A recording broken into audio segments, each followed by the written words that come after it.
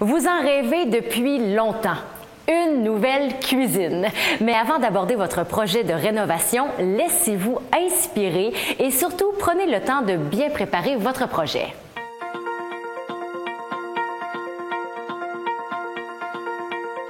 Je dirais que la première étape serait d'identifier dans notre cuisine quels sont les irritants, soit au niveau du rangement, manque de tiroirs, garde-manger trop profond, pas capable d'accéder. Donc plein de petits points comme ça qui nous irritent au quotidien. C'est certain aussi qu'il y a toujours une question de design, donc peut-être d'aller s'inspirer sur les sites web, les magazines.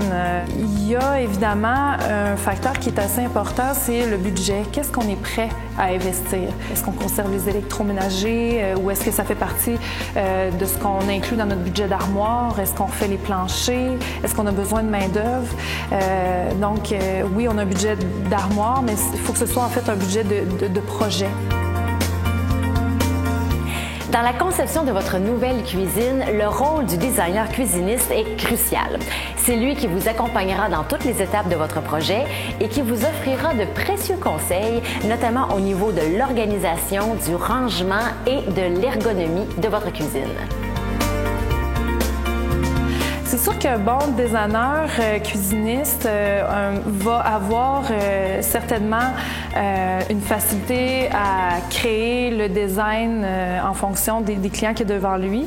Je dirais par contre que ce qui est le plus important, puis c'est là souvent qu'on va voir qu'on est en bonne main, c'est l'écoute lors de la première rencontre qui fait en sorte qu'après ça, on va vraiment proposer un projet qui colle au client. Donc l'expérience devient quelque chose de très important parce que on va avoir appris comment fonctionne la cuisine, qu'est-ce qu'on peut intégrer comme accessoire, est-ce que c'est vraiment intéressant avec le client qu'on travaille.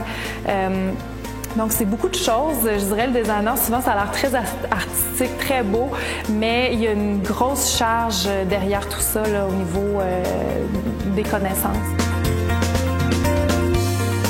Dans le domaine du design et de la rénovation, on entend souvent parler de projets clés en main. Pour le client, un véritable projet clé en main lui paraîtra beaucoup plus simple, en plus de lui éviter une foule de petits soucis. En fait, le clé en main serait la manière, je dirais, la plus simple pour le client d'effectuer ses travaux avec le moins de soucis.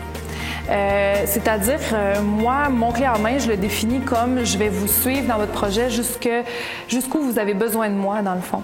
Donc, ça peut y aller de la première rencontre à domicile où on va vraiment évaluer avec le type de maison. Ensuite de ça, ça va aller au choix de plomberie si le client le désire, le choix de peinture, céramique, habillage des fenêtres et surtout, clé en main, c'est tout ce qui est entrepreneur, tout ce qui est main-d'œuvre. Donc, vous n'avez pas besoin de vous casser la tête. On peut défaire vos armoires, défaire votre céramique, repeinturer pour vous.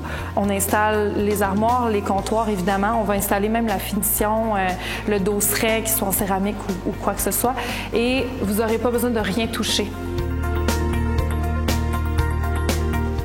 Le design des cuisines connaît un véritable boom au Québec et ailleurs et les tendances ne cessent de se réinventer. Pour 2014, surveillez les matériaux lustrés. Ce sont eux qui ont la cote. On note que les Européens sont vraiment beaucoup d'avance sur nous. On parle d'une dizaine d'années, donc on a souvent tendance à regarder sur le continent voisin pour aller chercher les tendances qui s'en viennent ici. Les matériaux lustrés sont encore très, très tendance. Depuis quelques années, on en voit beaucoup. Mais vous voyez, du côté européen, ça redevient un peu plus mat au niveau des portes. Mais ici, quand on le suggère, on sent qu'on aime encore le lustré qui donne une belle lumière. Les comptoirs s'affinent, viennent beaucoup plus minces. On vient mettre des finima sur les comptoirs de granit. Donc, c'est sûr que la tendance est très contemporaine, mais par contre, nous, on se tient beaucoup à l'affût, puis on va avoir aussi des produits tendance pour créer des cuisines plus classiques. C'est de voir aussi avec le client, là, parce que oui, il y a beaucoup de nouveautés, il y a beaucoup de tendances, mais on n'est pas obligé de les travailler nécessairement. Moi, je suis quelqu'un qui travaille beaucoup l'intemporel, donc je m'assure que les projets que je fais, votre cuisine va être encore belle dans 10 ans. Là. Vous pensez depuis un certain temps à changer votre cuisine. Bien, c'est peut-être le temps de faire le saut.